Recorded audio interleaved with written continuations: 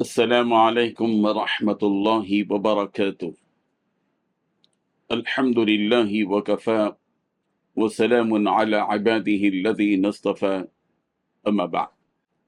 حاضرین و ناظرین، یہ درس نمبر 2225 ہے، اور آج سورہ نوح کی 6 آیتوں کی تلاوت و تشریح کی جائے۔ آیت نمبر 15 تا 20۔ اعوذ باللہ من الشیطان الرجیم، بسم اللہ الرحمن الرحیم۔ ألم تروا كيف خلق الله 7 سماوات طباقا وجعل القمر فيهن نورا وجعل الشمس سراجا والله أنبتكم من الأرض نباتا ثم يعيدكم فيها ويخرجكم إخراجا والله جعل لكم الأرض بساطا لتسلكوا منها سبلا فجاجا صدق اللہ العظیم۔ لفظی ترجمہ یوں ہے: الم ترو، کیا نہیں دیکھا تم نے، کیف خلق اللہ، کس طرح پیدا کیا اللہ نے، 7 سماوات، 7 آسمان، طباقا، تہ بتہ، اوپر نیچے، وجعل القمر، اور اس نے بنایا چاند کو، فیہن، ان میں، نورن، نور، وجعل الشمس، اور اس نے بنایا سورج کو، سراجا، چراغ، واللہ انبتکم، اور اللہ ہی نے تمہیں اگایا ہے، من الارض، زمین سے، نباتن، اگانا، ثم پھر، یعیدکم، وہ تمہیں لوٹائے گا، فیہا، اس میں، ویخرجکم، اور وہ نکالے گا تمہیں، اخراجا، نکالنا، واللہ، اور اللہ نے، جعل، بنایا، لکم، تمہارے لیے، الارض، زمین کو، بساطا، بچھونا، لتسلکو، تاکہ تم چلو، منہا، اس کی، سبلا، فجاجا، کشادہ راہوں میں۔ ترجمہ یوں ہے: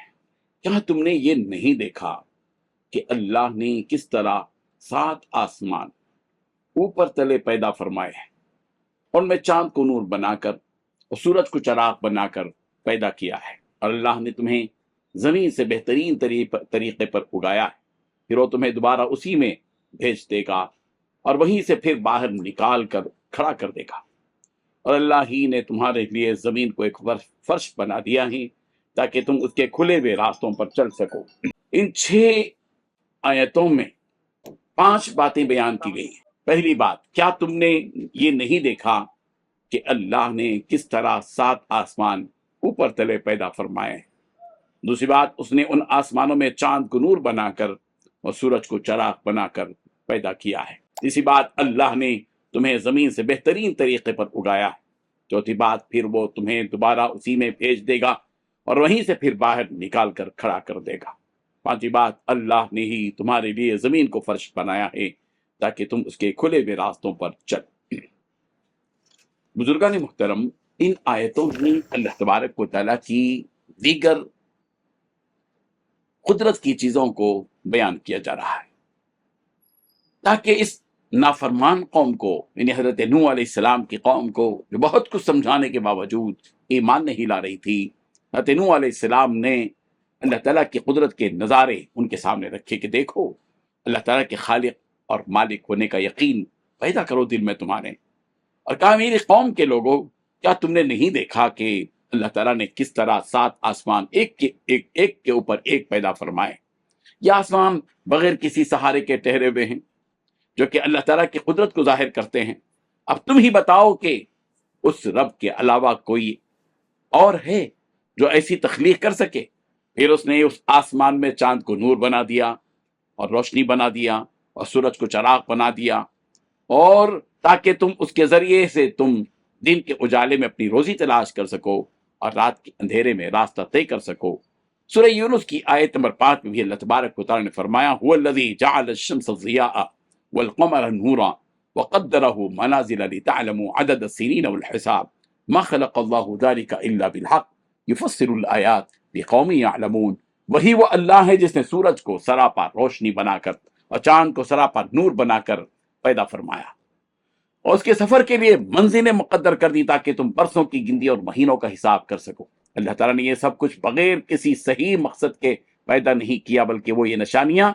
یعنی یہ سب کچھ بغیر کسی صحیح مقصد کے پیدا نہیں کیا، بلکہ کسی نہ کسی مقصد کے لیے پروردگار نے یہ ساری چیزیں پیدا کی ہیں۔ سورج بغیر مقصد کے پیدا نہیں کیا گیا، چاند بغیر مقصد کے پیدا نہیں کیا گیا، یہ ستارے بغیر مقصد کے پیدا نہیں کیے گئے، یہ آسمان بغیر مقصد کے پیدا نہیں کیا گیا۔ جتنی چیزیں پیدا کی گئی ہیں ان تمام چیزوں کو پروردگار نے کسی نہ کسی مقصد کے تحت پیدا کیا گیا ہے، بلکہ وہ یہ نشانیاں ان لوگوں کے لیے کھول کھول کر بیان کرتا ہے جو سمجھ رکھتے ہیں۔ اس کے بعد فرمایا کہ اس اللہ نے تمہیں زمین سے بہترین طریقے پر اگایا، یعنی اس نے حضرت آدم علیہ السلام کی خلقت زمین کی مٹی سے بہت ہی خوبصورت انداز میں کی، پھر اس کے بعد تمہاری پیدائش کا ایک ذریعہ مقرر کر دیا، اور اس کے بعد تم اس مٹی کے ذریعے غذا حاصل کر کے پروان چڑھتے ہو، اور جب تم اپنی اس مدت کو پہنچ جاؤ گے جو اس اللہ نے مقرر کر رکھی ہے تو تمہیں موت آ جائے گی، تم پھر سے اس مٹی تلے چلے جاؤ گے، اور پھر جب قیامت کا دن واقع ہوگا وہی وہ اللہ جس نے تمہیں اس مٹی سے پیدا کیا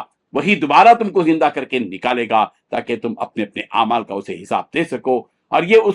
اس اللہ ہی کا احسان ہے کہ اس نے تمہارے لیے اس زمین کو فرش بنا دیا کہ تم بآسانی اس زمین میں پر چل پھر سکو اور اپنے سارے کام انجام دے سکو۔ ذرا سوچو کہ اگر یہ زمین اس قابل نہ ہوتی کہ تم اس پر چل پھر سکو تو تم کیسے اس زمین پر اپنی زندگی گزار سکتے؟ کیا یہ اللہ تعالیٰ کا تم پر احسان نہیں ہے کہ اس نے تمہارے سائے کے لیے آسمان اور فرش کے لیے زمین پیدا کر دیا، تمہارے لیے راحت اور سکون بخشا؟ یقیناً یہ اس کا احسان ہی ہے، مگر تم لوگ اس رب کے احسان کو فراموش کر چکے ہو، حالانکہ تمہیں چاہیے تھا کہ اس رب کا شکر ادا کرتے، مگر تم نے ایسا نہیں کیا، بلکہ تم تو اس رب کے نافرمان بن گئے جس کا شکوہ حضرت نوح علیہ السلام نے اپنے رب سے اگلی آیتوں میں کیا ہے۔ اللہ تبارک و تعالیٰ ان آیات سے سبق حاصل کرنے کی توفیق عطا فرمائے۔ آمین۔ وآخر دعوانا الحمد للہ رب العالمین۔